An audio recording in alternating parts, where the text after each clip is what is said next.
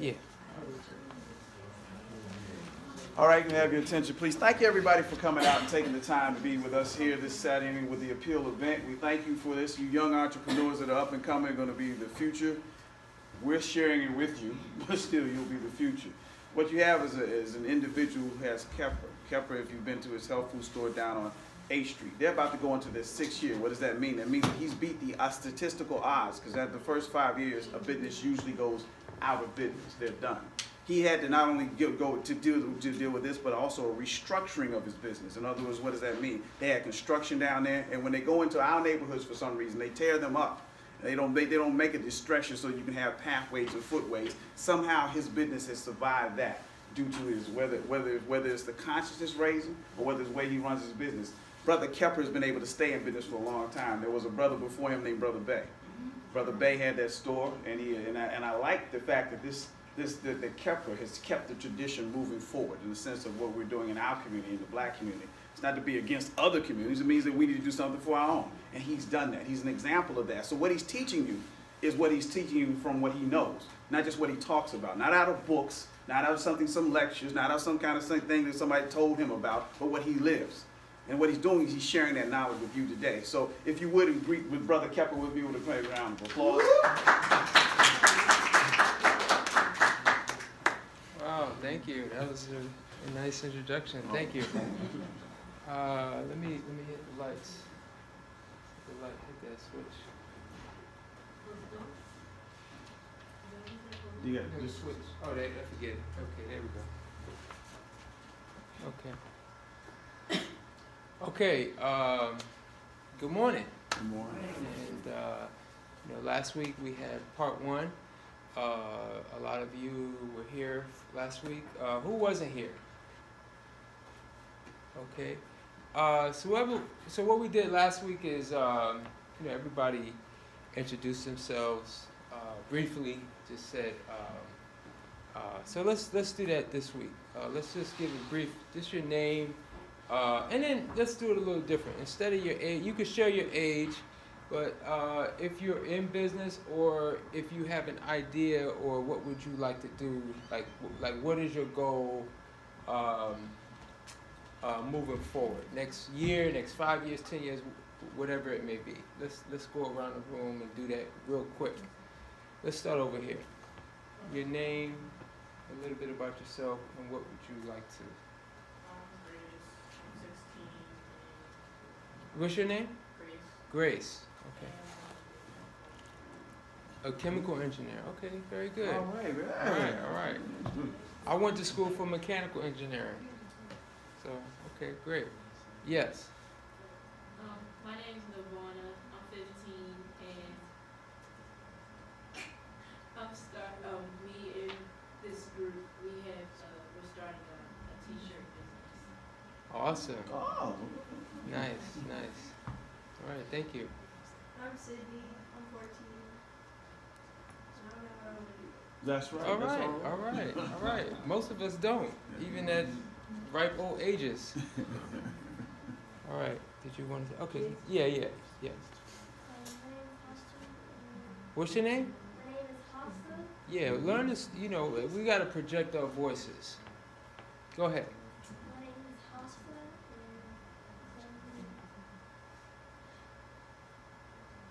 I didn't hear anything you said. Too bad. Okay. All right. Go. Yes, sir. My name is Kobe. I'm 14. You don't know? Okay. Good. All right. My name is Ali. I'm 14. I'm going to be a Game game designer. design. Awesome. Okay. All right. Young people. Yes. My name is Maya. I'm 17, and I want to be a forensic psychologist. Ooh. Psychologist. Okay. Yes. My name is Zuri. I'm 9, and I want to be a pediatrician. Okay. All right. Yes. Go ahead. Okay, my name is Ogashi, I'm 21, and I want to be a sound engineer. Okay. All right. Cool. Yes. My name is Amani. I'm 21, and I'm a teacher. All right.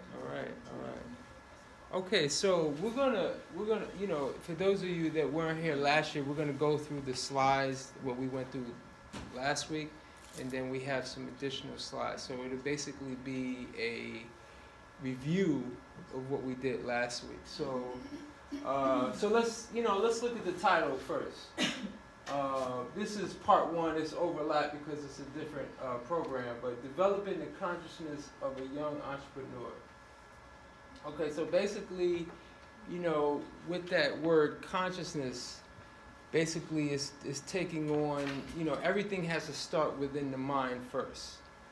You know, it starts with an idea, a thought, a belief. All of these things are seeds for what your actions and what will happen later in the future. And then obviously entrepreneur. We're going to really look at that word. And then, you know, I thought about the subtitle, How to Never Be Unemployed, and that's really kind of misleading because we really don't want to, if we're trying to be an entrepreneur, it's not really about being employed in the first place. It's really about creating a freedom. Employed is, as we know, well, as we'll discover, is a form of bondage. It's a form of dependency. So we're really trying to how to, so we should say how to become financially independent, or how to become self-employed, or you know. So yeah, I had thought about that later. You know, so we just bringing some more light into that. For those of you curious, that's actually me. I have what I'm holding here is a silver coin. I'm going to talk a little bit about that later in terms of when we talk about investing. So let's go to the next slide.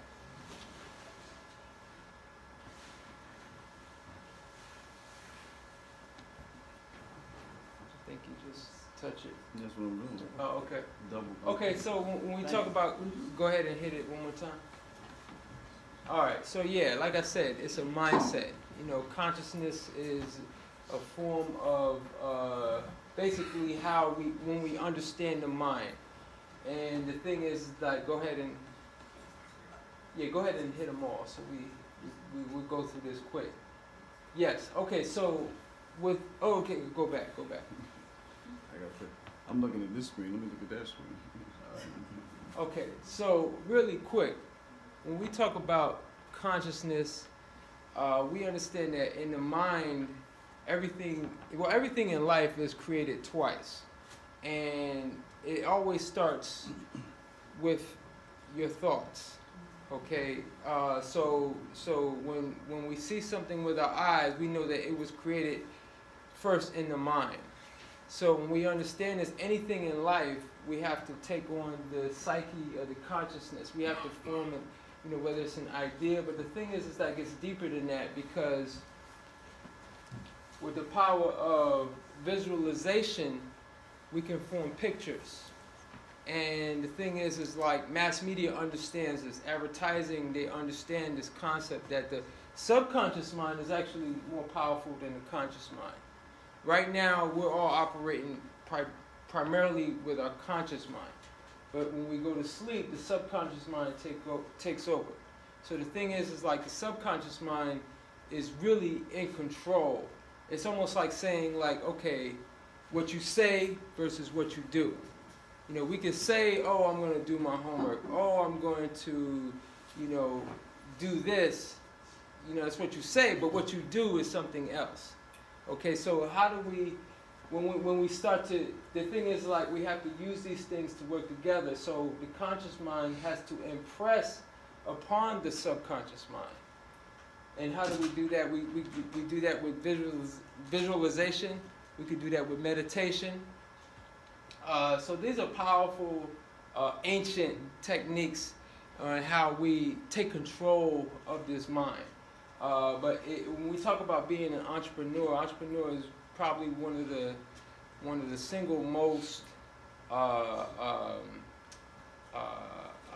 challenging road that you can take as just a human being.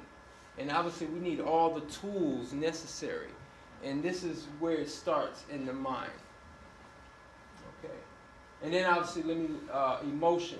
Emotion is a powerful, powerful thing because that's really what is working in conjunction with the subconscious mind. See, the conscious mind is just dealing with information. You know, when we study and when we you know, like I'm talking, I'm using primarily my conscious mind, but it's my subconscious mind that responds to emotions. It responds to pictures. So the thing is like that's why images. They say a picture is worth 1,000 words. You know, so the subconscious mind is really where it's at and really what we need to understand. And there's a lot of books, things like of that nature. Again, this talk is really, we're talking about entrepreneurs, but we had to bring this in because this is an important piece. You had a quick question. I just had a question. You mentioned how when you go to sleep, the subconscious mind takes control. I just wanted to know what effect does, say you go to sleep and you play certain music that you like, what effect does what you had is going on around you when you sleep have impact on your subconscious mind, even though it has a huge impact because now you don't have the conscious mind to become the filter. Okay. So if you're playing music or any sounds while you're sleeping, it's directly oppressing, and you could use it in reverse. You could be you know, have a tape of affirmations like you know, the whole I am principle. You know, there's a whole principle, you know, when you say I am, you attach anything to it, you are that. You know, and there was a time in my, you know, when I was really, you know, getting into this science that, you know, so it's like I am health, I am wealth, I am happy, I am whatever that is, claim it. Whether it's in your reality or in your present or not, because whatever you claim, whatever you attach that I am to, you know, in the Bible it says I am that I am. You know, so that's what this is really talking about. When and, you know, those scriptures in the Bible, when it's using that I am, that this is what it's about. The control of the mind. So that's a very good question. All right, let's go. Next slide. Okay, so go ahead and go through all the points. Okay, so yeah, what does entrepreneur mean? I think that's the last one. Yeah, it means all of these things. Business owner could potentially be wealthy, and wealthy is not just money. You know, wealth is just a quality of life. Freedom, that's a big one, being a leader. But let's go ahead to the next slide. Okay, we asked this question last week. Okay, Not yet. yeah. All right, he gave it away. But the most important aspect is purpose. Go ahead and select. Oh, okay. You get the test before the next. All right. The most important aspect. It's not profit. It's not any of these other things where, you know, the thing is like the most important aspect. Go ahead and select. Go ahead and select the purpose. Because the purpose leads to the passion, and once we understand that we are fulfilling a purpose, a higher purpose, then entrepreneurship is really just allowing you to fulfill that purpose. Oh. What happened? Hold on.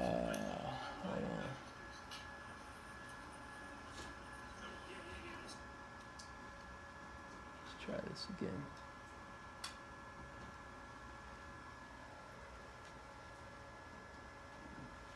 Okay, let's go to the next slide.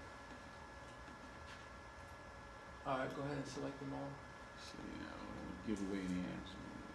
Yeah, the next slide is where we asked the $1 million question. All right, so yeah, so required to own a business. We went through these.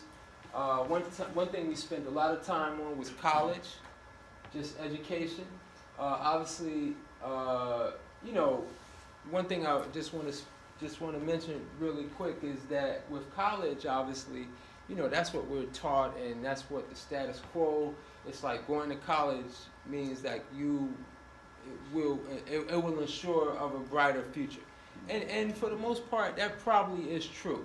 However, it is something that is also become, in my opinion, overrated in our society. Definitely overpriced.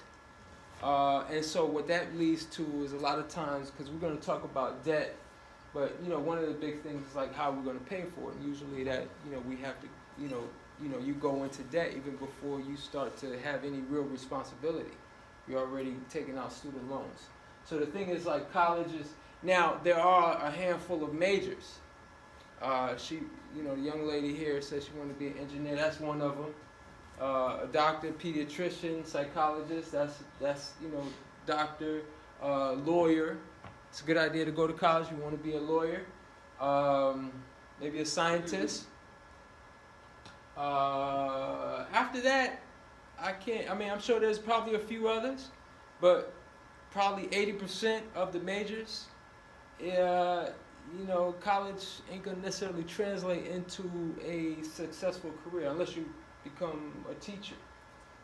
College is a good idea if you want to be a teacher, but if you're majoring in, I don't know, sociology or there's so many of the majors that won't necessarily translate into a viable career. Where if you like we have this picture here, this lady, she's got products. You probably, a business like this, you're making these products. A lot of times, these things start people in their own kitchen. Whether they're making food, they're making products. That's really the spirit of an entrepreneur. Go ahead to the next slide. So, Go ahead. So the point, right, though. The stuff right there. Well, I got you this time. So the point is, it's one thing to get an education so that you can train to do what you need to do. It's another to say that that's automatically guaranteed success. Okay, say that again. So, for instance, if you get a degree, does that guarantee you success? Oh, absolutely not. Okay, so Absolutely not. but you need to get educated in what you need to do in order to so that you can do it, whatever those requirements are. So. Right. Well, the thing is like when I say overrated, for because you can get educated. You could go to anybody can go to the library. Right. A lot of these books. That's right. Is available on, now you don't even have to go to the library. We got online and everything is at our, with these phones, we walk, everybody's walking around with a computer. YouTube University. Exactly. What's the other thing I wanted to say about that? In terms of the education piece, community college is another option in terms of like, you're getting pretty much the same education, but you're paying a fraction of the cost. Now, people want to go to the big name universities, and that's has some value too. But a lot of times it's like, okay, how can I get the most with spending the least? And that's an entrepreneur mindset. Mm-hmm. So we're not trained to think value. We're not trained to think leverage. And these are all the things that are required for a successful entrepreneur. And what you mentioned before in the introduction about most businesses failing, and that's part of the reason. We're not trained to think value. We're not trained to, most businesses will go into serious debt. And it's like, okay, in those 5 years or whatever that time period is, I got to climb myself out the hole. Okay, and a lot of times that's just too much because you're building, and at the same time you're trying to make money. Right. But you didn't climb to such a big hole that it just becomes insurmountable. And I was just making the distinction between the slow lane. Most of us are put on the slow lane when it comes to education. They tell you to work for 20 to 30 years. And they say put away money as you go. And then in 40 or 50 years, if you retire, maybe you'll have some savings along the way. But most people in the United States retire broke. 95% of people retire broke. 5% of people end up with either they can support themselves, whatever their retirement planning was. There's the 1% that's ultra rich, but then there's the 4% that either they got a retirement plan or some kind of savings plan or something other that they live off of. The other 95% either have to depend on family, on whatever, or friends or loved ones, programs that they weren't a part of, right? And they get another job or whatever it is. The point being is that there's the slow lane, which they traditionally put us on, Then there's the fast lane, which is the entrepreneurship. Fast does not mean easy. Fast does not mean that won't be difficult. Fast does not mean that it won't be challenging. Fast means that it won't be that 40 or 50 year wait now that you're talking about. So it's not a matter of trying to get fast and get things immediately, like the next day.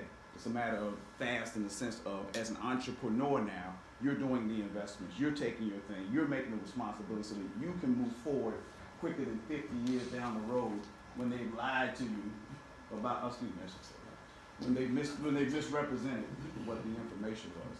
So that's the, and this is the track he's on.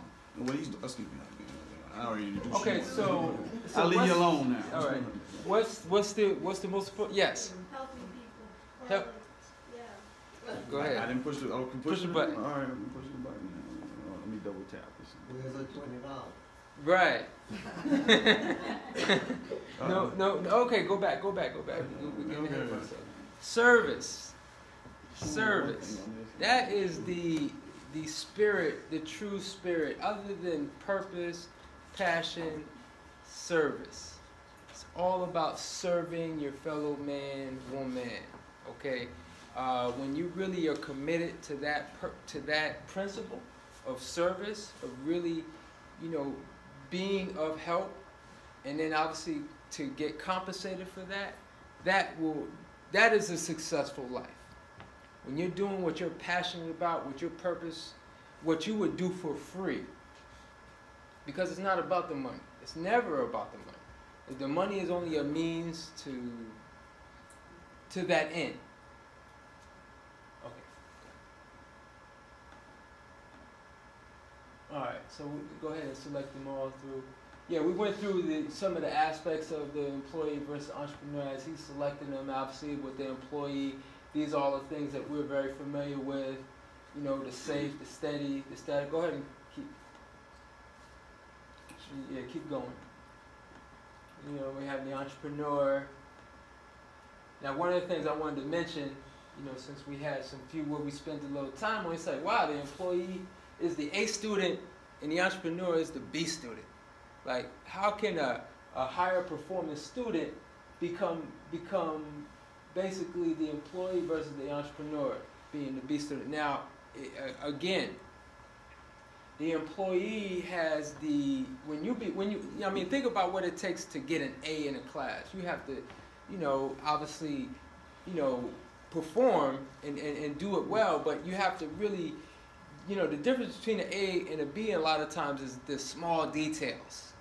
Okay, just knowing the extra versus the B is like B is great, you did well, but you didn't have the extra details. Okay, so a lot of times the entrepreneur is the B because the entrepreneur is not concerned with the small details. He usually hires the other people to worry about the small details. And in that case, it could be the accounting, that could be the scheduling, that could be some of the other things that he or she is thinking big picture. They're looking at the macro, where the employees are looking at the micro. Okay, they're dealing with the day-to-day, the small little details. So, what's also worth mentioning? I think there's one more you select. Okay. It doesn't show on this. Okay, yeah. One of the other things is like, the employee is, again, even if you lose your job, you probably find another one. You pretty much get the steady paycheck. Okay, you may get maybe a couple of % increase in pay. It may be a huge jump, but generally speaking, it's a steady climb. Well, with the entrepreneur, it's a rocky ship. If you're not, the thing is like, when things are up, they're really up, and when they're down, they're really down. So the thing is like, this is a whole different, again, a whole different mindset, a whole different life. But once if you can ride that rocky ship, then obviously, the potential reward is going to be there. Yes.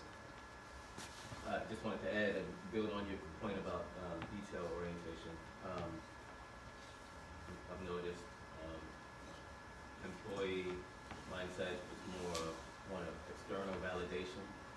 Mm-hmm. Seeking to please some kind of statutory goal where entrepreneurs tend to be internally motivated or intrinsic motivation. Almost definitely. I mean, the thing is like last week I started this talk with a tale where, and whether it's true or not, the lesson, the moral, the message is, basically one where there is no, it's either succeed or die. Where you had the general, and they come, it's a war, and you come into shore, and they're outmatched, they're outmanned, they're just basically it's like it's a losing proposition. So what he did was like basically left no way to retreat. So you burned all the boats. So the thing is like you don't leave any safety net. You burn your boats where it's like you succeed or die. And as the tale goes, they won because they didn't have no retreat. So the thing is like that's the spirit of an entrepreneur. It's like you don't leave there's no safety net. There's no retreat. And so again, this is not for the masses. Masses are going to be over here, just because. That's just the way it is. This road right here is going to be for those that are the rebels, that are very risk tolerant. And again, most people are going to take the safe and steady route. Let's go to the next slide. If you can be an A student and be an entrepreneur too, by the way. You can. You definitely can. One of the things we talked about, 80-20 principle. Go ahead and select the bullets. It's a leverage principle. Basically, the example I use that I think makes it very simple is like, okay, you take 100% of your clothes, 20% of those clothes you'll wear 80% of the time. So the thing is like this is a universal principle where, as an entrepreneur, 20% of your customers is probably going to be 80% of your business. So the thing is, as an entrepreneur, you have to focus on that 20 because that's going to lead you to 80%. So the thing is like you don't want to, and again, it goes back. It also translates to our A student, B student, because the B student understand. Look, that's why it's 80. 80% is a B. It's like, look, I don't need to use 100% of my time to get this A. I only need to use 80% of my time because I will get the gist of what the lesson is about. And the thing is that I could use my other time to do other things, whatever that may be. Run my business, or do something part-time, study what I like to study. And then I, obviously in a business, entrepreneur is going to do 20% of the work, but receive 80% of the income, and vice versa. Where the employees do 80% of the work and receive 20% of the income. So again, this is a powerful, powerful tool. And this is one of the books. That's a cover of one of the books that I have in my library. Yeah. Starting out though, if an entrepreneur does 100% of the work. Oh, absolutely. See, but that's part of that seed. You have to, when you at that stage of development, it's a seed, and you have to nourish that seed until it sprouts and becomes a plant, and you put it in the ground, and then it becomes a tree. Remember our example using nature, So when anytime you're starting out, obviously yes, it's going to be 100%. But the thing is, like, you got other life that's happening too. So in terms of leverage, this is when everything is developed, obviously. But in the beginning, in order to produce that idea and make that seed come to life, because before it's a seed, as a seed, it's a thought, it's an idea.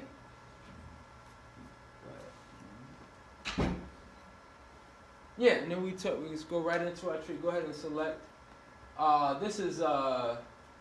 This tree is called a bristlecone pine tree. Anybody have an idea how long these trees live? We talked about it last week. Any of the new people? 5,000 years. What? 5,000 years. So when we look at history, we think about history and things that have happened, 2,000 years ago, 3,000, 4,000. Like that tree was here, and it was living. It's here. So you could see that. Now, obviously, this is the extreme of even. Most trees will probably live maybe 50 years, 100 years, a couple of 100 years. I know like olive trees can live very long. But the thing is like the bigger thing is like regardless of the life of the tree, the whole cycle and how we look at them in terms of their anatomy. Again, they start from a seed. They start from something. And then they obviously plant themselves and then they root themselves. So as an entrepreneur, if you're going to be successful, following the example of a tree is going to ensure long-term success. If you're that kind of person that has one idea, then you're off to another idea, you're off to another idea. That's not going to lead to anything. Or it's like you're just always changing. Whether it's changing jobs, you're changing majors, you're changing. You just change. And the thing is like that's not going to ensure long-term success. Now, change is often necessary. But the thing is like longevity is one of those things that is very important when we talk about success, because it takes time for things to root. It takes time because now the thing is like going back to what you said, the question in terms of being 100%, because now, once you develop that first tree, it's only until that tree matures where now that tree can send off a seedling to plant another tree. Okay, so really, when you get, when you start to develop some success, now the tree becomes strong enough and becomes fruitful. You're like, okay, now we can start to spread these seeds. Go ahead. Oh, wow. So we talked about sex. I know a lot of you didn't think that we would talk about something. Well, like, what does sex have to do with entrepreneurship? Well, it has everything to do with it, especially as young people, young adults, because as young adult, that's what we all start to think about. That's the most powerful, well, the second most powerful urge, as we'll see. Go ahead and select them. I talk about there's 3 dominant urges as human beings, but the first one is when we're born, what we want to do, other than breathe, eat. That's the most powerful urge, So that's how we connect with our earth. It's through plants. And even if we're eating meats and those kind of things, it's still an earth thing. But the second urge, once you mature into a young adult, that's the next thing that becomes something you think about at least every day. You will think about. Okay, so the thing is like, because it's such a powerful urge, because the human spirit wants to reproduce itself, so that's naturally built in us. We have to use that energy. The successful person is going to take that and use it to his or her advantage. Okay, they're not going to necessarily succumb to those desires, and whether it may lead to early pregnancy or just lack of focus, because that energy is strong, especially as you go on to college and you start to gain some level of independence. Yeah, so we want to recognize this energy and use it, not suppress it. We want to recognize it and say, okay, how can I use this to my advantage? Go ahead and. I have a question. Yeah. Yeah, go ahead and select them all. It doesn't show up on this. Oh, okay. That's what I'm guessing. All right, we can go back. Yeah, you had a question, sir? Well, yeah, I'm thinking about the connection between the subconscious and, that aspect of developing entrepreneurship and utilizing the power of sex. Mm-hmm.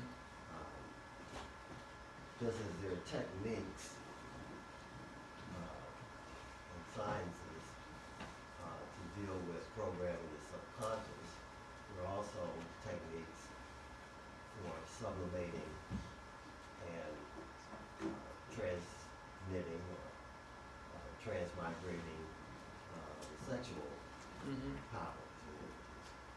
Mm-hmm. Oh, definitely. I mean, that's a subject within itself. I mean, all of these things that I'm introducing, the subconscious mind, some people call it different things. In the book Think and Grow Rich, they call it sexual transmutation. So I definitely would inspire all of you, if you haven't read Think and Grow Rich by Napoleon Hill, he has a whole chapter on about basically using that sexual energy and how, like, especially whether you're in your late teens or early 20s, that energy becomes so almost probably dominant. I'll go ahead and say dominant. And the thing is like, because that energy is so dominant, it can take over your life. And the thing is like, it's not so much. It's really about, especially when you first get introduced to it. So it could just really take over. So the thing is like, how do we, again, we start to educate ourselves. We start to learn about it. Not just it just happening like, wow, and you just learning as you're doing. That's there's no wisdom behind that. It's really something that it really needs to be talked about. Parents, I really, the children are gonna learn about it, especially now where information is just at our fingertips. I have young children, and this is something that they may feel uncomfortable, but you got to talk about it, because if you don't go in and talk about it, then someone else will, and then they're not gonna have that wisdom and that experience to speak firsthand. So really it becomes more of this, like, it really takes over the subconscious mind, because it becomes fantasy. It becomes like, or fantasy life, because it becomes like this forbidden fruit that you want to taste. So the thing is like, we have to talk about this as individuals, as families, and within our community. So we're going to discuss it further, but let's get through this first part. This was basically, really just summing up what we talked about last week. Really the biggest thing is failure. One of the things that, again, what we're taught in school is to get A's and B's. We're not taught to fail. But as an entrepreneur, again, it goes against everything that we've been born and bred to do, is fail. That's often necessary. It's like, the more you want to fail your way to success as an entrepreneur. Okay, let's go to this. What does that mean? Fail your way to success. What do you mean by that? Well, what I may mean is that you're not going to get it right the first time. There are going to be lessons. Again, and that's why I talk about, like, the risk factor, the up and down. Even if you don't necessarily fail, it's just going to always be a slow growth, and that's what you want. You want it to grow slowly, because if it grows fast, if you make too much money too soon, then you'll probably lose it just as fast, or even faster. But if you slowly build it up and you learn your lessons as you go, then you have a greater chance of success. All right. So now we're going to get into the meat and bones of becoming an entrepreneur. Go ahead and select one at a time. Go ahead and select them all. Let's do it. All right, so we're gonna talk about like some how-to. We're gonna just discuss real. We're gonna go through the business plan and come up with some potential business ideas as well. Go ahead. Or we're definitely gonna talk about business and investing. I had this picture of a turtle there because I always say it's the turtle that wins the race, not the rabbit. Go ahead. All right, go ahead and select the first one. Okay, all right, stop right there. All right, so first, how do we start? So we start with you have to build your mind. We talked about education and the importance of education. This is one book that's definitely on the list, Rich Dad, Poor Dad. It's very easy read, it's very conversational-like, and it's very compelling the way it's put together. Very bestseller book, very, very popular within the entrepreneurial community. Definitely a must-read. But you have to, I mean, there's so many books. When I was in grad school, basically it was almost like my second, I was studying my engineering, but my second major, I was reading self-help books, I was reading entrepreneurial books, I was reading books on the stock market, I was reading books on real estate. I was reading probably at least a book a week. So it's like I was really building my mind, like almost rewiring my computer to think in terms of an entrepreneur. We talked about purpose. Don't select. No. We talked about identifying your purpose. So basically, what we in terms of identifying your purpose, it really comes down to understanding your talent, understanding what is your special gift, what do you have to offer as a unique individual. And then obviously match, it's like, okay, how can I use my talent to be of service? Okay, let's go to the next one. Okay, so obviously, and then, once we identify that, then we start to come up with a business plan. The business plan is like, okay, how am I going to make this happen? Go ahead. Okay, so this is a big one because, more so in our traditional society, when things were more trade-driven, you found a master, you found somebody that you can learn under, and this really is this really is still true today. I mean, even when you go to school, your professor, your teachers are the masters. You're learning from them. You're an apprentice. So you're gonna be an apprentice regardless of whatever route you choose. But when if you wish to become an entrepreneur, let's say like you want to do handyman work. They have what we call master plumber and master electrician. So this is a very powerful one, and you obviously learn. It's one thing to, because the thing is like you want to you definitely want to read because even with just reading, the author is a mentor, so to speak. You're reading their words. You're reading, something that they spent time and energy to put together. But to actually have a actual living, breathing person that you can exchange on that level, that brings another intangible to it. Go ahead.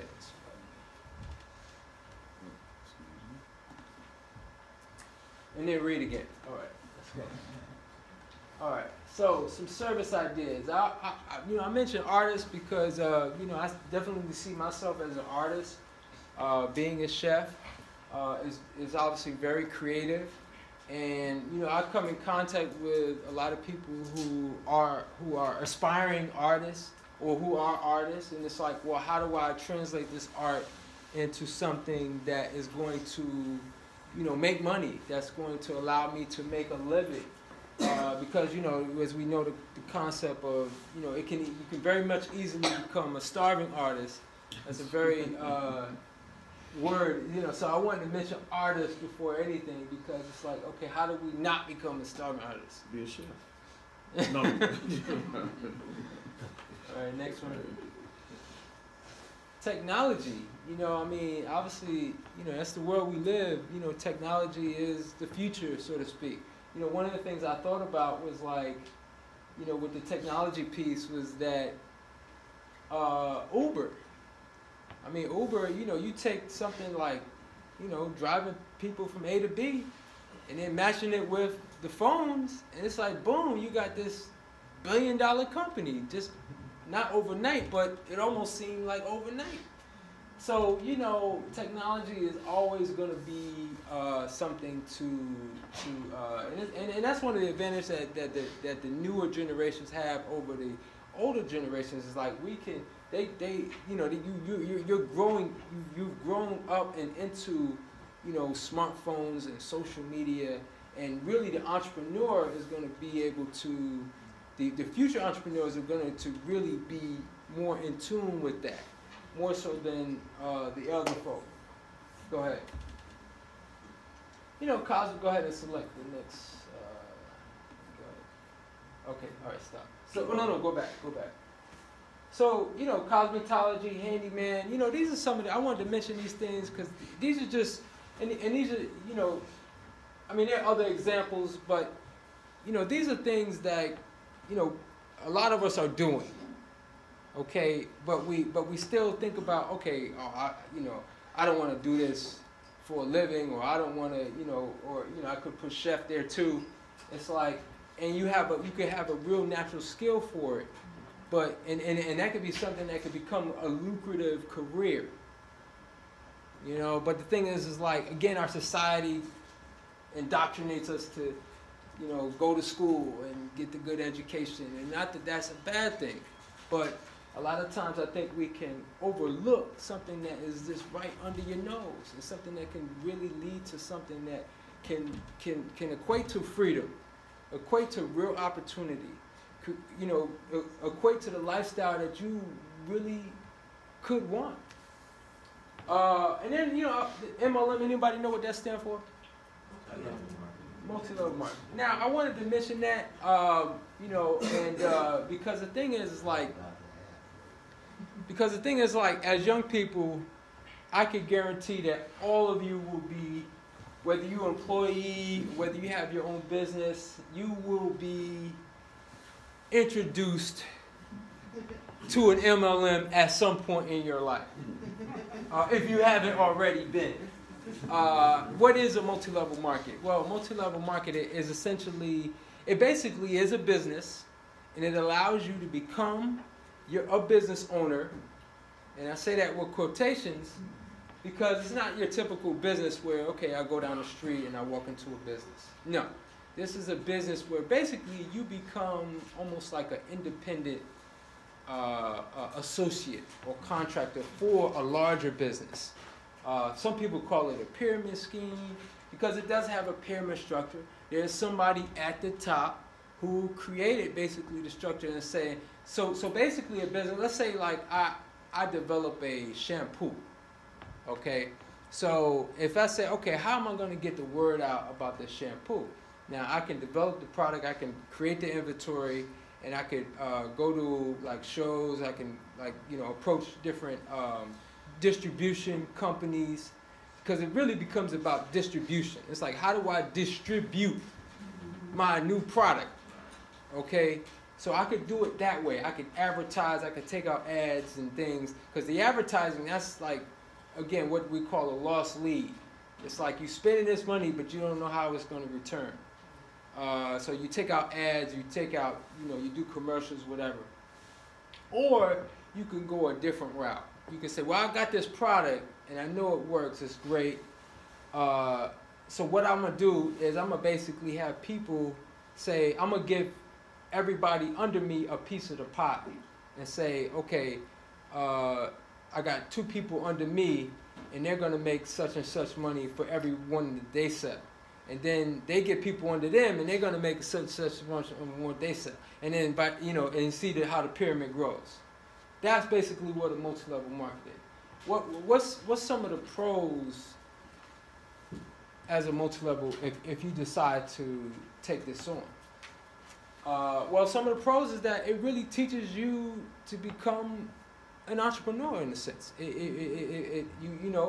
There's a small investment, usually a couple of $100s, and they basically had created the infrastructure where you can now begin to sell whatever this product is.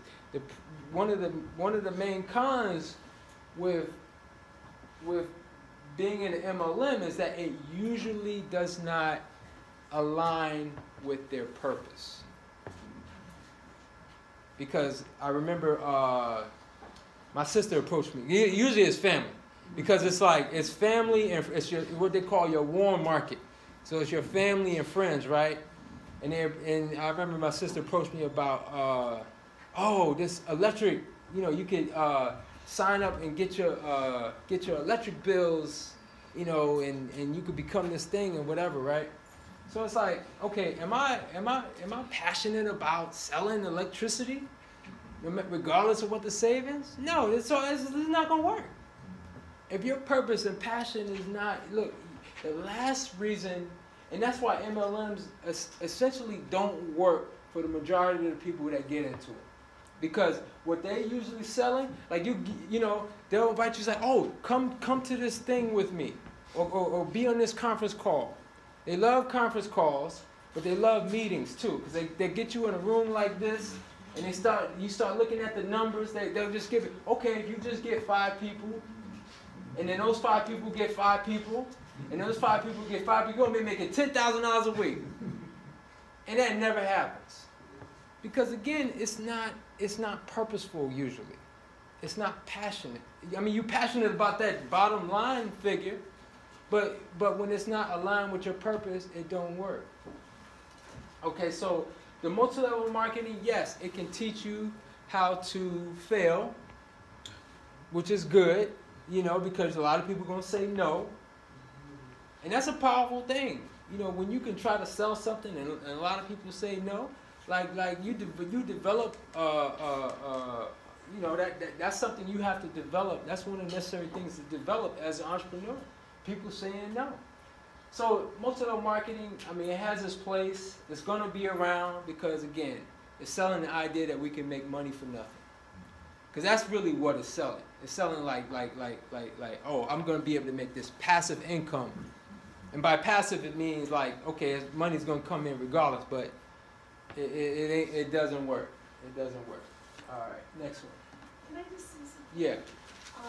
Yeah, you're right. It really does have to align with your purpose. My husband and I bought our first house 20 years ago with the multi-level marketing company. Neither one of us were working for, having employees.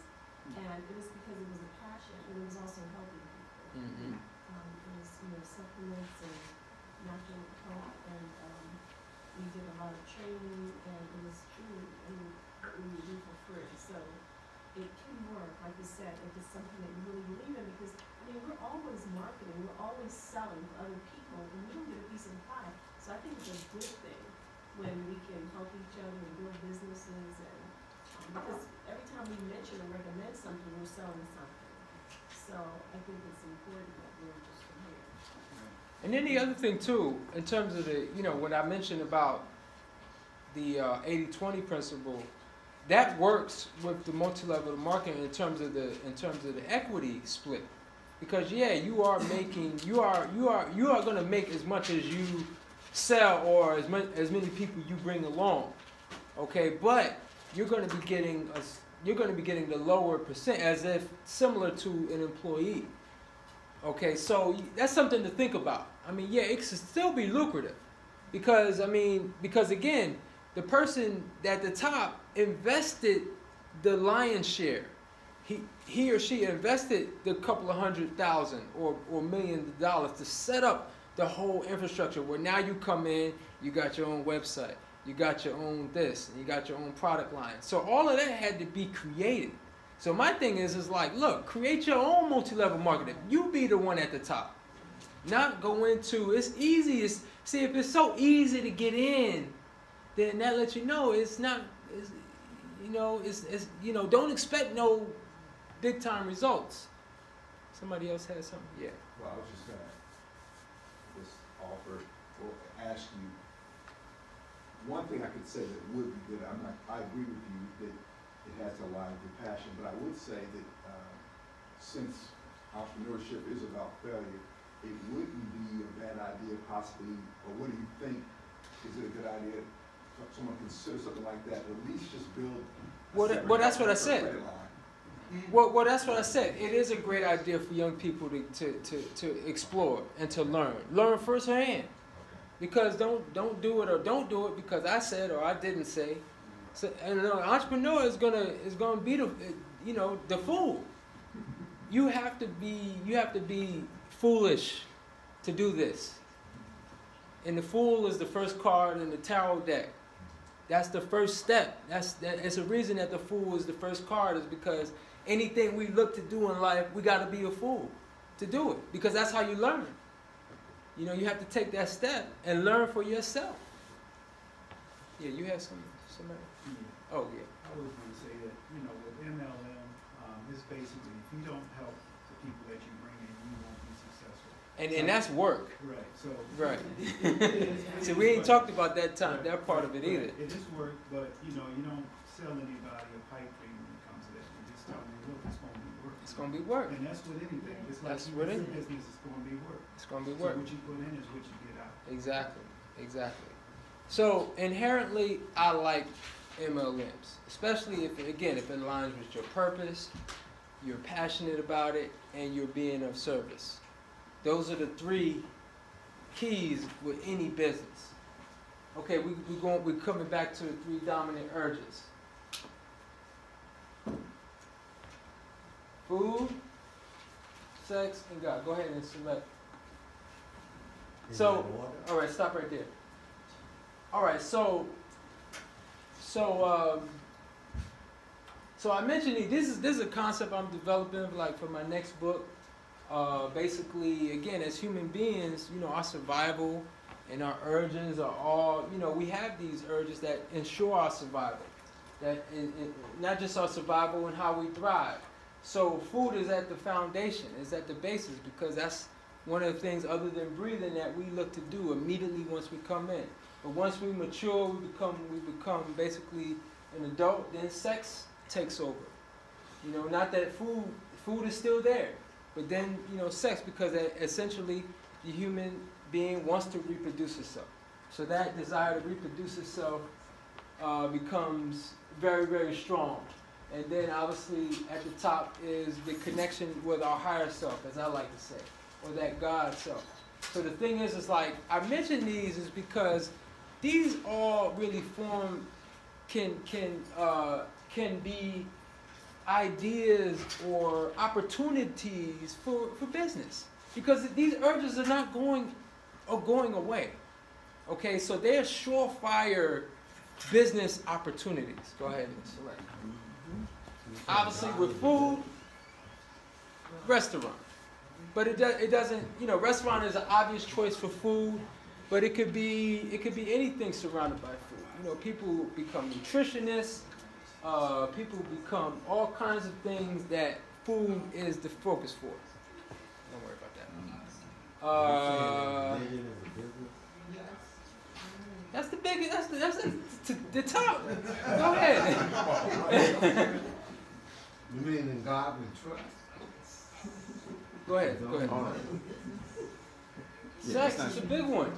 Now, sex, in our society, we often associate that in a negative sense, especially with our young people. Don't do it. Well, they're eventually going to do it. But it could be a positive thing. Go ahead and select. You can start a dating service. There's a lot of apps. And a lot of different things, a lot of opportunities. And the thing is like, again, this is how we, the human connected with another human, again, is all how we all got here. And obviously opportunity for business in a holistic way can be there as well. Let's go to the next one. Go ahead. Double tapping. No. Oh, this is.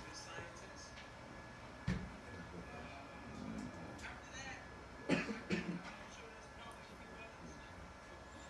I didn't hear that. That's what I'm saying. All right, go ahead and select. So obviously, church. Now the thing is, like, I love a lot of things. I mean, I grew up in the church. I consider myself a church boy. That's my roots.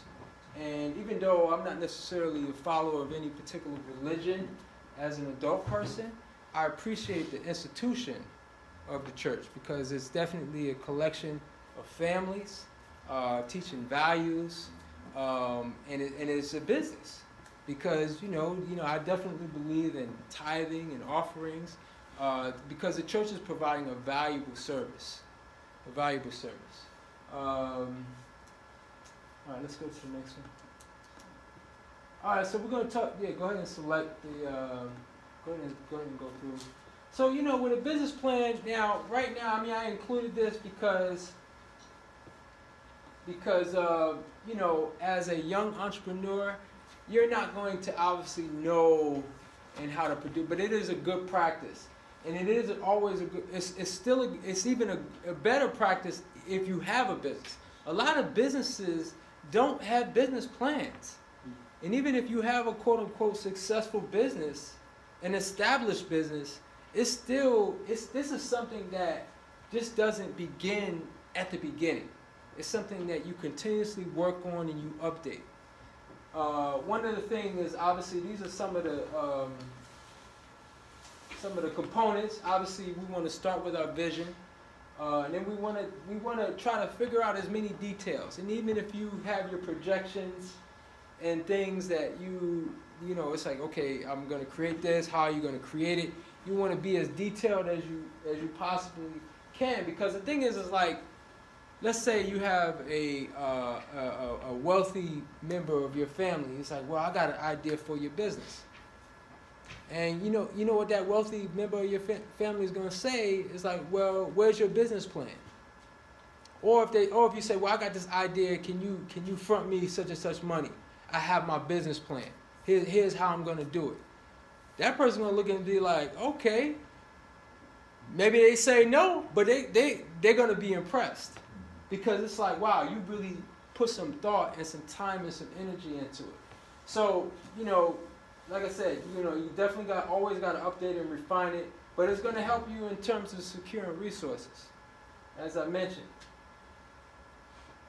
All right, let's go to the next slide. Okay, so one of the things, this is a terminology that I like to think about, master builder or institution builder, because that's what really separates the entrepreneur from the employee, is the fact that now you can take a skill or a trade or a product and you can actually build an institution around that. There's a difference between, like, okay, you can go and we can walk out on the corner and see some guy selling CDs and DVDs. And that guy is an entrepreneur. But it's the master builder where you actually go into a brick and mortar, and they actually have a place, and they've created an ambiance, and they have employees, and that is the difference. Now they're providing the same service, but the difference is the master builder is actually taking and built an institution. The same with the church. You can go and somebody could be on the corner talking about handing out pamphlets about their particular religion, or you can go to an institution where there's actually, you go to a facility and they actually have resources. So it's like, how do we do that? Let's select the first bullet. See what I say here. Okay, so I mentioned that already.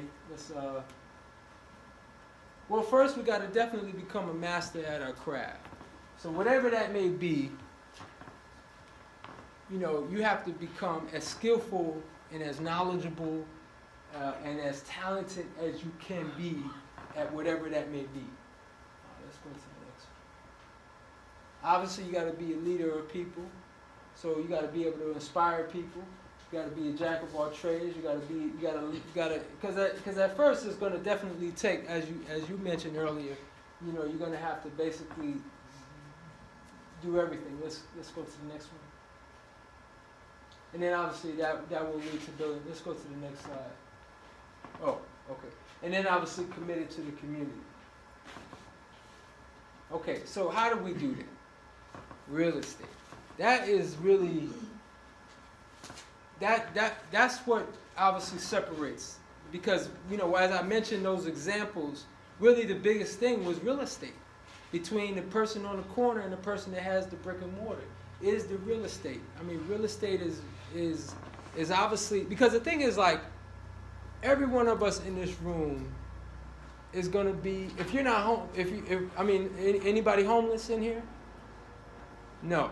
So we're all involved in real estate.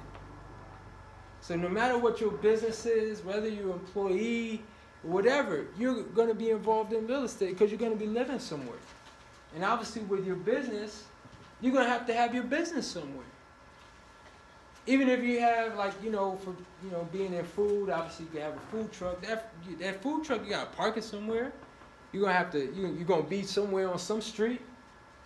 So real estate is how we, especially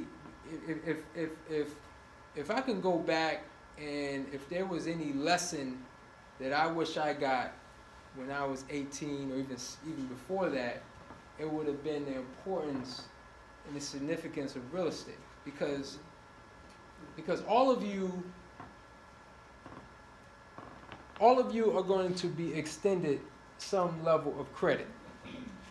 And a lot of times, especially if you go to college, first thing is the credit card.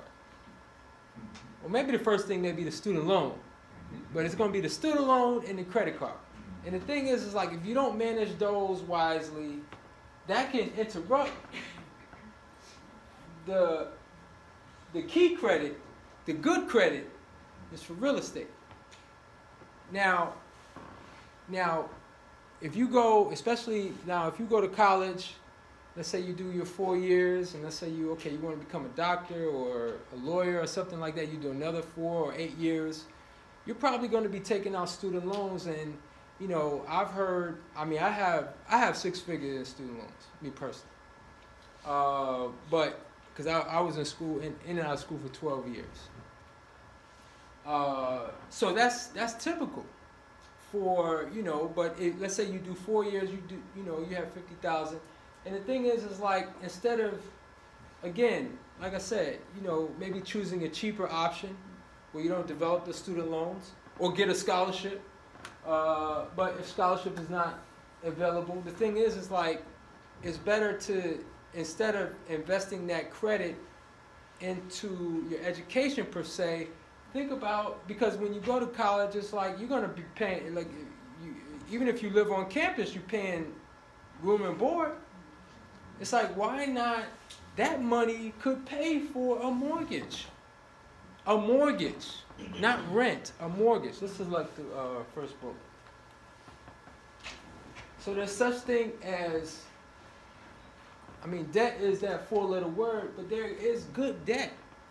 And that debt, especially because the thing is like early on, you're all going to be issued credit, because that's how our financial system is structured. If there's no debt, then there's no money. And that's just the way it is. So it's like, whether that's a good thing or a bad thing is really irrelevant. The good thing is that we're going to use this to our advantage. So when you go to college and you say, okay, you live in, they require you to live in a dorm the first year. The second year, you can move off campus. Well, if you move off campus, you're going to be paying rent. So why not look to use that debt and your credit? Because again, you're a first-time credit person, so it's like, buy a house with a bunch of rooms. Rent out. If there's 4 rooms in there, you rent out 3. You paying for you living rent free, or maybe even making an income. See, enough of our young people, we really should start thinking, as parents and elders, we really should not only encourage but help them, invest in them to do this. This is one of the. This is the building block to any substantial and long-term wealth, regardless of what your business may be. Like I said, you're gonna be in real estate regardless. Brother Kev, Yeah. Since you had that book, Rich Dad, Poor Dad, up before, that example that's in the book, where he talks about if you have a house, and you'll probably already read the book before, but if you have a house, for instance, a lot of people consider that an asset. Well, it is an asset, but not for you. It's for the bank, because the bank makes money off of it. However, like Brother Kepler just said, if you have that house and now you're making money from that house, say for instance renting out extra rooms or whatever else, and now you have what they call a positive cash flow, money coming back to you in your pocket. Now that becomes an asset. It's the same house, but the house that was giving money to the bank is now giving money to you. So the distinction between good debt and bad debt is what? Good debt is when you put money and invest it and you're getting a return on your investment. Bad debt is when you're just paying money out. I hope that makes sense. Is that sort of along? Yeah. But even in that situation, when let's say, okay, you even if let's say it's a condo, and it's got 2 rooms, and you're breaking even, but you're 19 years old, you're 20 years old, you're winning. Yes. You're winning, even if it's not bringing in a positive cash flow. Because now you're setting up a situation where it will likely appreciate, meaning that it will grow in value. But now, instead of paying rent, which is paying off somebody else's mortgage, you're paying off your own mortgage. Okay? And then maybe in 20, 30 years, it's paid off. And now, you're creating a situation where now you're likely going to be more free than versus if you've just been paying rent. Yes, you wanted to say something? I just wanted to say, I know an example of a young man who at 18 years old, his first course in college at Howard was to take a real estate course to sell real estate. So he became an agent at 18. When he moved out of his home, out of his mom's house, during that second year in college, he had a plan. He had acquired enough money to purchase a condo. So he moved into a condo, started there, and started with his he worked his way through college with the real estate, but he started acquiring real estate while he was in college. It's like 18 years old, he had enough consciousness to realize that this is going to be how I'm going to get through school. And how he got through school, because his parents were in business and they did not have the money to put him through, so he's working himself through. But he decided that, okay, I'm going to take my first 2 years, I'm going to take as many courses at UDC. They had a consortium, so that was inexpensive. But I want a degree in real estate, so I'm going to go to American University for my last courses. I'm saving money going into college. You know, I'm saying that age and consciousness, to having the awareness that now is the time to start working on what I want to do with my life. Yes. And if I start now, I can accumulate and have, instead of coming out of college with a lot of debt, I can come out of college with assets if I plan. Yeah. So even if you again, going back to the whole, artist, versus, this is the difference between the starving artist and the not starving artist. It's the fact that the artist, like if you want to be an artist, and it's like, well, how am I going to do this? And it's like, unless you're, uber talented, obviously if you are really, really talented at your craft, then it'll likely lead to some great resources, opportunities.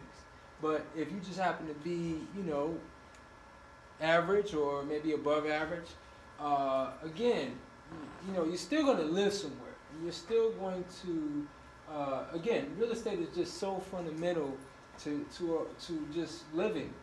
So it's always going to be necessary. Let's select the next. We talked about that. Let's go to the next one. And then obviously, because I even share like my, this has definitely been part of my journey, especially as an artist, chef.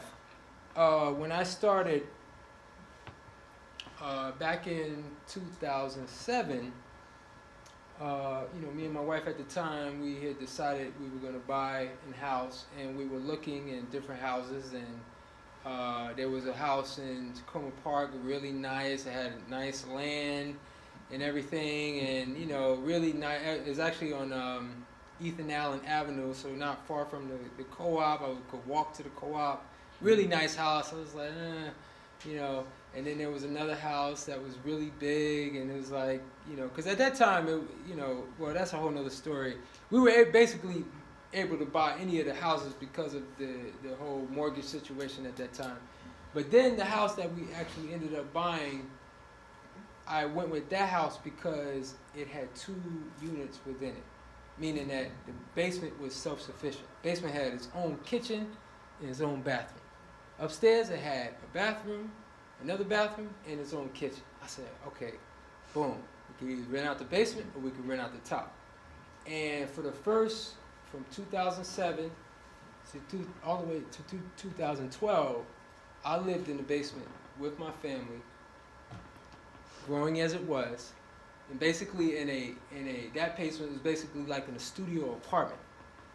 Okay, so it wasn't like no real big basement. It was tight. And I rented out to Section 8 families, the upstairs, because I had 4 rooms, okay, within the 2 levels, okay. And that's how I was able to basically, the income I was receiving from that was not only able to pay the mortgage, but that was income. That was survival, but I was able to, work as a chef, which wasn't giving me necessarily a lot of money at the time, but I was also building my craft, but my attitude towards it was like, I'm providing a service. It's not just about me receiving rental income, which was great, which was necessary for me at that time, but I was actually providing a service as well. So it was like, okay, I'm allowing a family to live in my house, basically, and we both benefit. So the thing is, like, I was actually, I felt, I was like, well, if I was on the other side of this, I would want to be obviously responsive. You definitely don't want to be a slumlord, and just kind of do things you want to do. Actually, you want to make sure this is their home. So that was a big part of my experience. And in terms of end game, having a business now, obviously I rent on A Street, but ultimately I feel like one of my goals is to own or have a mortgage on the building where I operate my business, because now my business is actually, instead of just paying for the space, I'm actually literally paying for the space. So like in 20, 30 years, it's like, okay, I own this building, and now, this building could, regardless of what business happens in there, like this is valuable. This is something that is going to, obviously be perpetual. The business, usually businesses, especially when you pass them off to the next generation, they have a very high percentage of failing, because your children are not passionate and purposeful about what you were passionate. And just because they're your children doesn't mean that they, like, I don't expect my children to become raw food chefs. Now, if it happens, great, but I don't expect any of my children to take my business necessarily and keep it going. But if I had real estate, they may be passionate about something else. Their purpose may be driven with something else. And that real estate, again, it's connected with everything. So the end game, you know, really, the real estate is should be a part of any end game in terms of owning. And obviously, you know, we think about, you know, obviously where we live, but when we start talking about businesses, you know, owning commercial real estate, you know, that's a whole other thing too. So, all right, let's go to the next slide. Oh, yes, and that's how we, you know, we go back to the term master builder. It's all about real estate. All right. So with investing, the first rule, especially as a young person, the first habit, the first quality is going to be saving. And it doesn't matter what your income is. That is the quintessential step. So even if you got $10, it's like, or let's say you work, all right, and you're making $100 a week, or whatever it is. At least 10% of that you have to pay. And the other way of saying this is pay yourself. So most adults don't pay themselves. So it's like if whatever you earn, yes, you're paying for clothes, you're paying for utilities, you're paying for food, but that's not paying yourself. Paying yourself is like, okay, this is my money. This is what I earn. Because otherwise, then you're definitely an economic slave. Because if all the money is coming in is going out, and you're not leaving anything for you, then that's essentially slavery. So that's going to be the first habit in any. Now the stock market. This is one of the things that I started studying when I was in grad school, and it was my first business. Like I invested my own money.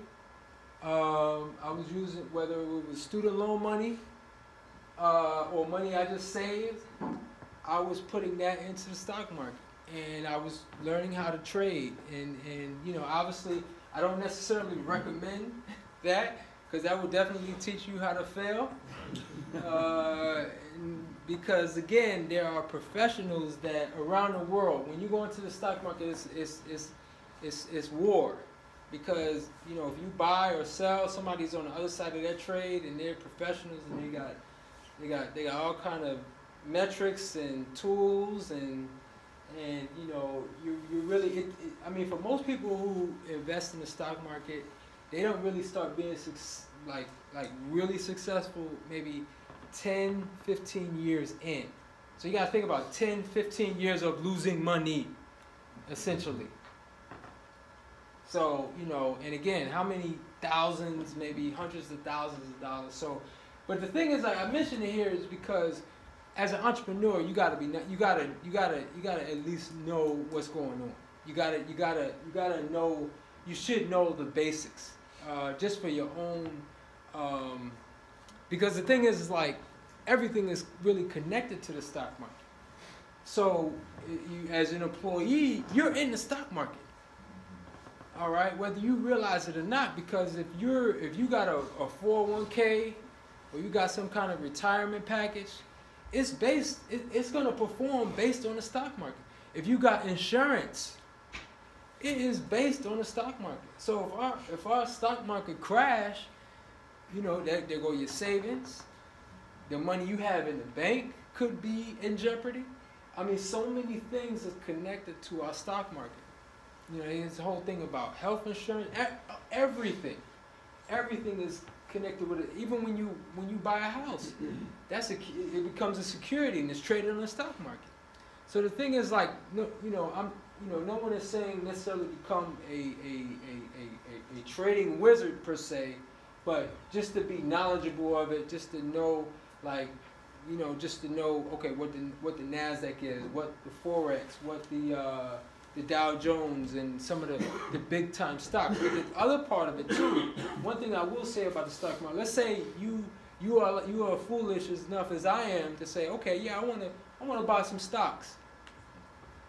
If there's one lesson I will give you, number one, because I was like a short-term day trader, So I was buying today, maybe selling tomorrow, a couple of days. I was trying to catch the quick move, and I was successful at that. But again, turtle wins the race, and I would have been really successful had some of the stocks that I was playing I just held. I would actually be a millionaire today had I just held the stocks that I was in and out of. And the thing is like the lesson that has stuck with me that I'll share with you is that it's the companies that are changing the way we do things that you invest in. So if I was to give a short list today of the stocks that will probably be 10 times what they're worth right now, maybe in a few years, or is like Tesla, the electric car. That's going to be Groupon. You know, I mean, when I open my phone, I'm usually looking on Groupon. It's even for my business. What's another one? Facebook. So, I mean, those are just 3 examples, you know, of what I see. Back when, for me, like that stock that would have made me a millionaire back when I was trading it 15 years ago, was Google. Oh. You know, so at one point I had over 3,000 shares of Google. You know, so I'm glad you you're know. here with us, brother. Me too. I mean, I don't have no regrets because what I'm doing is, I mean, the stock market, even though I was passionate about it, it was not my true purpose. What I'm doing is more purposeful. But again, the power of the stock market, as an entrepreneur, you have to, you know, real estate, stock market, you gotta know something about. Let's go to the next one. Oh, yeah, go ahead. I just wanted to add 2 things when you was talking about things, people that are changing. Those are the disruptors. People that come in and totally like change the whole game on what we're already doing. They just make it easier. But another one, if you want to like think about it and start to maybe like test the waters, are I studied a little bit too. Are companies that are coming out that are making the microphones that go into all of our electronics, because everything's voice activated now and it's only going to get more. So you know, we got Alexa, we got Siri, we have our phones, we have in your house you can tell something to turn on the radio. Those companies now, the Google and the Facebook, those are big companies, but the small ones that are creating the technology like Intel to put into the computers that every industry is going to need, that's who you look at. Those are the disruptors. So you're already, the Facebooks and the Googles, they're dead for you right now. Don't do those. Yes. Yeah, so building on that, and what you were saying, you know, one of the principles is just buy low, sell high, leverage, disruption. I'll say one of those is going to be in currency or transaction services. So Bitcoin, the Ethereum platform. So I have a similar story. I was one of the first people to know about Bitcoin. I was studying systems engineering in the Silicon Valley. And then I told one of my buddies, why don't we just put $100, this thing is just, you know, a way to, you know, notch attention. But I didn't do it. And then we were at a wedding 5 years after that. And he said, you know, when we were talking about this, and did you do it? And I said, no, I didn't do it. He said, should have. We would have both made $10 million probably. Well, here's the thing I'll say to that. That's why I say that. Because again, it's just like, I mean, we could say that, we can list examples from here to tomorrow and say, oh, shoulda, woulda, coulda, right? Again, it comes back to the purpose. Because again, it's like, okay, how many of us could have started Uber? It's like so elementary. But the person that started Uber had a purpose and a passion that was connected with providing this service.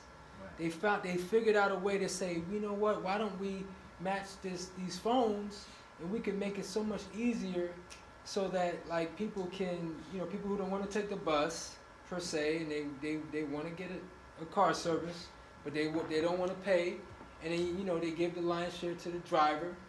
Right. But see, why did any of us think of it? Because it wasn't part of our purpose. But there are some fundamentals there. So I saw Uber early on. The first time I saw it, I said, "Oh, it's the Black Man Catch a Cab app." So I was very excited to introduce it to my father. I was like, "Look, they'll come pick you up anywhere, and they're not going to turn down your ride or look you over because they're already locked into that system with credit." And these cryptocurrencies are similar. These are ways of potentially building on your network, on your community, being able to track how many times you're recycling your own dollar and even directing them. And these are the things that we need to really be looking at to, Absolutely. multiply our resources amongst ourselves. Well, but one of the things I want to bring home, and I'm definitely speaking from my own personal standpoint, is the fact that, again, these things, real estate, stock market, even though like these are not my main, is not my main purpose, not my main passion, they're fundamental.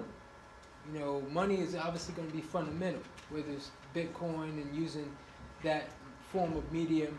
But as an entrepreneur, first and foremost, you want to be connected with your purpose and providing a service, because that's gonna trump any amount of money. What I do in terms of the service I provide, there's no amount of money that anybody can give me. There's no amount of money that will I will do what I do for free. Like, I will exist my business even if I break even, or even if I'm maybe slightly losing money, because that's how I'm, because again, it's not about the money. Now, the great thing about studying these things and learning these things, even if it's a multi-level market, and it presents as an opportunity, now, yes, because again, we do live in a society where it's like money will make life easier. So it's like, whether you're using the stock market now, with the knowledge, whether it's the stock market or whether you get in an investment early and you're able to sell at a profit later on, the thing is like, now you can make what you do better.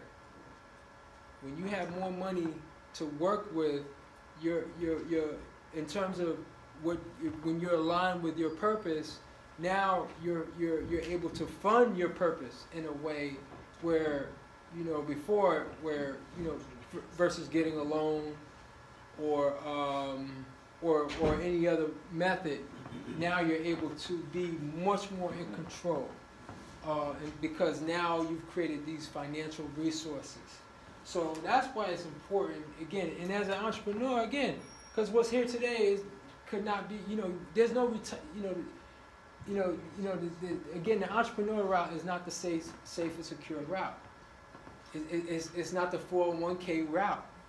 It's not, you don't have health insurance. You don't have these things. It's like but you're living your purpose, and that in and of itself is giving you the fuel, but also, because there is no safety net, you got to make it happen. So learning about these things, profiting from these things, is just going to help you even that much more. Let's go to the next. Okay, so interesting. You mentioned Bitcoin. Precious metals. I gave some lectures on these last year for Peel. I just mentioned. I said, i.e., real money, because in terms of as an investment, again, when we talk about business, obviously we're going to be securing what is essentially Federal Reserve notes, okay? And while I'm not going to get into the Federal Reserve and the bank and the debt-based money that we have, I did talk about it. I did touch on it a little bit, because our money is debt, essentially. And the thing is like, when money is created, there's it's debt and it's not debt. What do I mean by that? At one point, our paper money was backed by gold and silver. Okay, so now that basically when I say that money is, because in 1933 they removed they took basically the money off the gold, where, because like, you know, you used to get your note, you say, okay, redeemable by the U.S. Treasury for, if you had a $50 note, $50 worth gold coins or silver, whatever, right? But now the money is backed, and who is it backed by? It's backed by us. So, you know, they get into the whole, and they can get into the whole straw man and the, you know, but basically when we're born, we have a credit associated. That's why when everything you do, you buy, you need that Social Security number. Okay, so the thing is like when you're securing all of these notes, you know, it could be thousands, hundreds of thousands, it's still debt. And the thing is like, if you're a smart investor, you're going to take 10%, 20%, 50% of whatever you have saved and put it into something that's real, and that's precious metals, gold and silver. It's been money since thousands of years, and it will continue to be money regardless, because it won't decay. It could be around, just like it's really equivalent to, well, equivalent, but it's equivalent to real estate in that sense, because real estate will always be around. Now your house can decay, and you have to improve it, and you know, you have to update it. But in terms of real money, that's something I think we're going to see in our lifetime, in the next few years, how this really comes into focus. Because our fiat money is in terms of its life cycle, it's at the end of its life cycle. So we could see something real significant in the next few years, especially when we talked about we mentioned some investment opportunities, like what we could have gotten in and this, that, and the third. This could be something that could be really potentially lucrative, but I don't necessarily like to think in terms of short term. Like, okay, if I'd have put this to, you know, yesterday, it could have been this today. As an entrepreneur, the joy is in the journey. There is no end. We you know, too much of, you know, I think it's human nature to think, you know, we always want to think about the destination, but the joy, the journey is the destination in and of itself. There is no end, you know. And I think when we start thinking in terms of that, like what we do daily is the end game. You know, when we think in those terms, and we think, no, it's not, oh, when we get $10 million. Because see, the thing is, like, it's no one's purpose to become a millionaire. No, your purpose is to be of service. That's the millionaire. That's the millions. The millions is the service and the purpose. And when we're aligned with that, then we're all millionaires. We're all wealthy. Okay, so as an investor, you know, it's not, and I think that was even part of my downfall. You know, when I was trading in the stock market, you know, and I started with 10,000, 10,000 became 20,000, 20,000 became 50, 50 became 100. Guess when it was 100? What was I thinking? I can make it a million. 200. When it became 200, 300. You know, and it was never ending. Like I could never. All I could see was the next zero or the next number in the front. That's all I could see. And what I learned from that was like, and even though I had over $250,000 liquid, I could have did anything I wanted with. Okay, so it taught me a valuable lesson about money. That it's not about that at all, because again, there's not enough money that, you know, that will feed us in terms of understanding this and just life in general, and understanding that it's not about, it's really just about the practice and the purpose, because yeah, it wasn't meant for me to hold on to that, because again, at that point I was not. It was not the purpose that I needed to be in.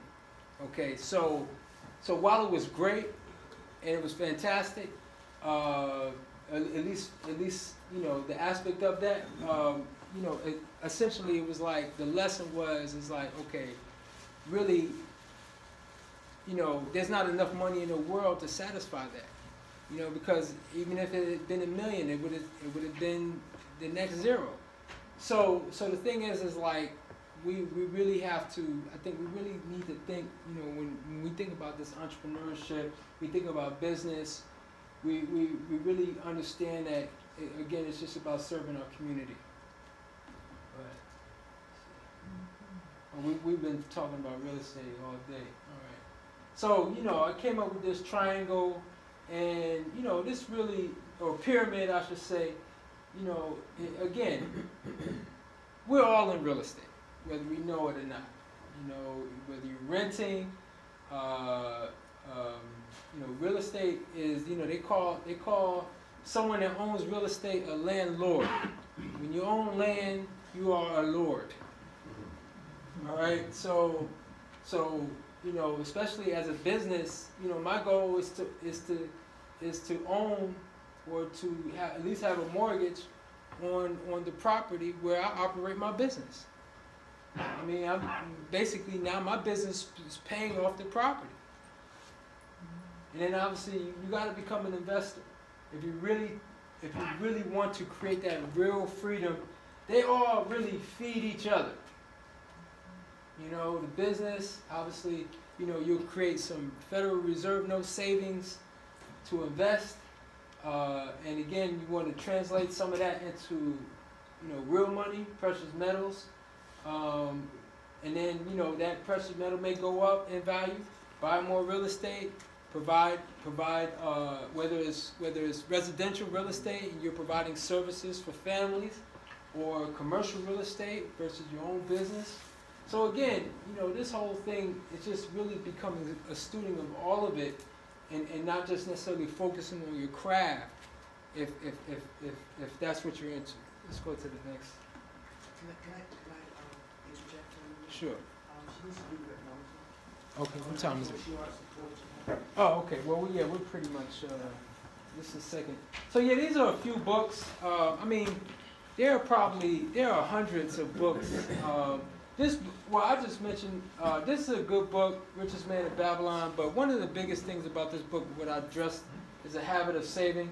But it's basically written a long time ago, and some of the principles definitely align with today. Think and Grow Rich by Napoleon Hill. There's also Think and Grow Rich, A Black Choice by Dennis Kimbrough, who was a student of Napoleon Hill. Napoleon Hill, I think he has passed, but Dennis Kimbrough is a professor, I think, at Princeton. If I stand corrected, but Think and Grow Rich, and there's Think and Grow Rich, A Black Choice. The Rich Dad Poor Dad series. You have the Rich Dad Poor Dad book, but I mean, there are probably maybe 100 books under the Rich Dad Poor Dad umbrella. And actually, there's also one under that called How to Invest in Gold and Silver. But he has books on, I mean, real estate. There's the Cash Flow Quadrant, which is really unique and interesting because it talks about the difference between employee, investor, being self-employed. And I didn't really touch on the whole employed versus self-employed because, and how that's different than the the true business owner and the entrepreneur, because, you know, becoming self-employed, yeah, that may create some certain level of freedom, but essentially what you still have is a job, you know, and that job will depend upon, you know, your energy and your effort and what you put into it. And then, you know, if those of you interested in the stock market, this is a good first book, How to Make Money in Stocks by William O'Neill. He's the founder of Investors Business Daily newspaper. So that was a big part of my, but you know, as I mentioned before when I talked about the importance of reading, I mean, I was reading different books that was like, this is probably more of like these two are probably more self-help. This was obviously technical, and this was somewhat technical. But you know, like I went from like self-help book to technical book to you know, just back and forth. Spiritual book, you know, they're all important. You know, and I was reading probably at least a book a week, you know, versus for a couple years. You know, so I think, you know, taking that kind of, you know, building that kind of habit is critical. Let's go to the next, I think this is the last slide. All right, so, you know, essentially, yeah, we talked about, all right, stop right there. All right. We'll go back. No, it's okay. But we talked about the power of a mind, PPS. What's PPS? Huh? Purpose, passion. That's the heart of any business. Go ahead. Purpose, passion, and service. It's not about money. It's about the purpose, passion, and service. Go ahead. Talked about the urges. Obviously, reading. Finding a mentor. Very important. Go ahead, select the other one.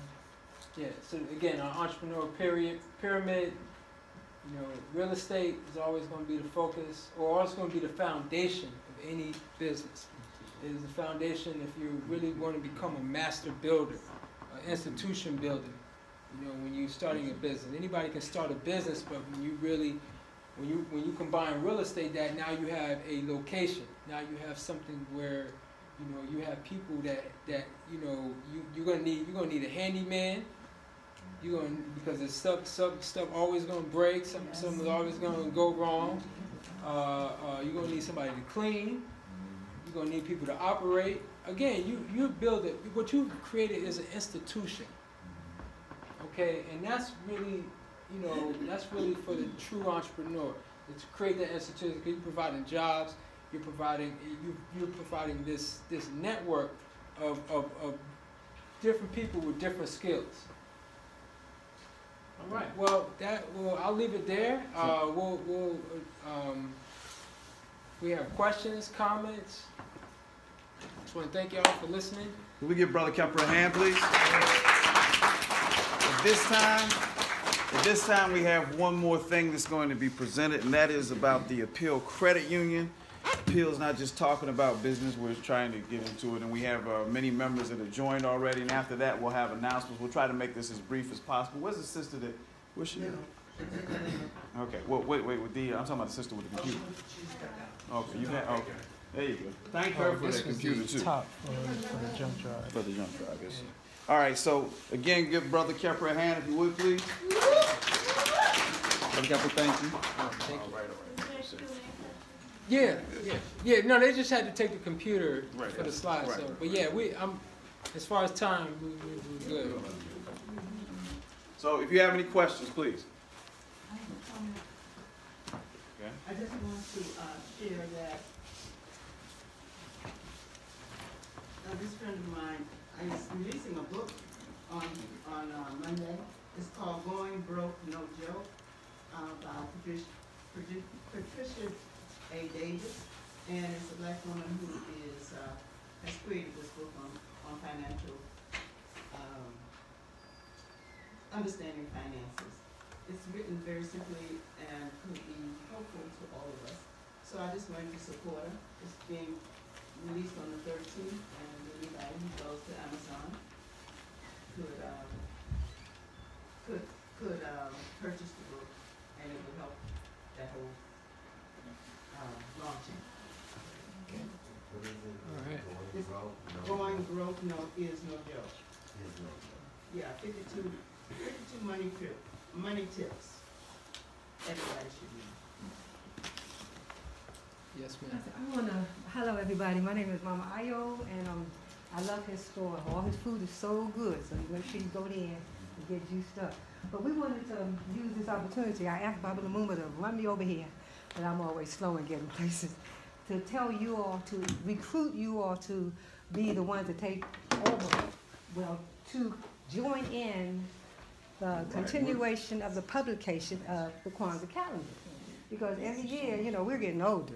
So we need you young people to, you know, join us, come in and do your input, because Kwanzaa's been going on, what, 40 years now? And some people still haven't even embraced it. There are still kids, young people, teachers at my daughter's school still talking about Christmas and get your Christmas trees and blah, blah, blah. Let's go beyond that and let's deal with a concept that Kepra is demonstrating every day. You know, he's living the Nguza Saba. And we need to do the same thing. So we want you to feel free to come by 2015 Bunker Hill Road next Saturday for the credit union, the appeal credit union, co-op. Yeah, and Right. see how you can, you know, look at all the calendars that's been going on way back since my son was a baby. He's 30, you know, he's 40, he's 42 now. So I just want to let you know that this is Baba Lumumba. He's the one that runs the Umoja House. He's the one that's been the backbone to get the editorial in each calendar. And these are collector's items, so it's going to cost money in a little while, so you better get involved right now. Thank you for that announcement, sister. However, hold your announcements, please. We're going to do our presentation. We're going to finish the question and answer series. Then we're going to do the presentation for the thing. But we thank the sister for enthusiasm for the thing. So please, if you have any more questions at this time. All right. If not, then we're going to go over to our presentation for the appeal credit union. Thank you.